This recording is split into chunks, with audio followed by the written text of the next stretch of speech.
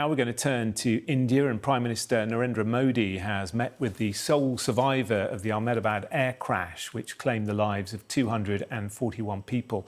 An investigation into the cause of the accident is underway as local police confirmed that they had recovered the black boxes. Our India correspondent Neville Lazarus has this report, and a warning: it does contain distressing images.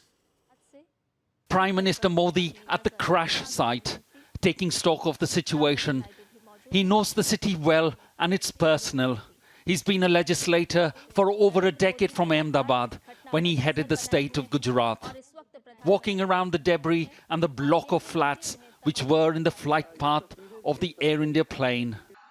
The aircraft failed to gain height and began losing altitude, and within minutes of takeoff plummeted into the ground, erupting into a ball of fire.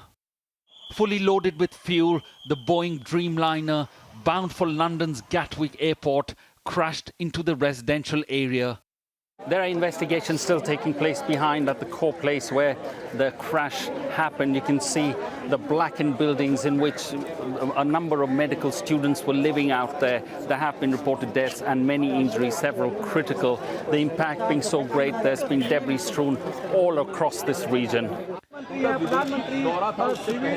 At the hospital, Modi met Vishwas Kumar Ramesh, a British national and the only passenger to survive from the aircraft.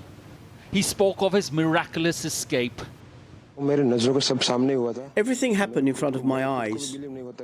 I still can't believe myself how I came out alive. For a little while, I thought I was going to die. But when I opened my eyes, I realized I'm alive. So I tried to escape. I pulled out the belt from under my seat and tried to escape. Then I managed to do it. I saw others and the air hostesses in front of me who couldn't escape. In a video on social media, he can be seen moments after the crash, dazed but relatively unscathed. He tells people around him that he came off the plane. He was traveling with his brother, who didn't survive.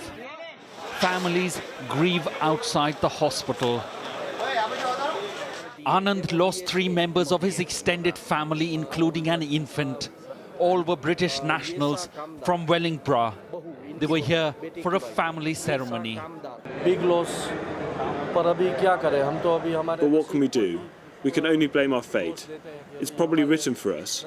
The worst was for my nephew, who had dropped them at the airport, returned home and heard the news of the incident. The process of identifying bodies is painstaking due to the nature of the crash. DNA samples are being matched with relatives. But the wait for Leela Ben is agonizing. Her grandson was killed when the aeroplane crashed into their quarters, and her daughter-in-law is severely burnt and is in the ICU. I can't even see my child's face now. They said he's so severely burnt, but I just want to.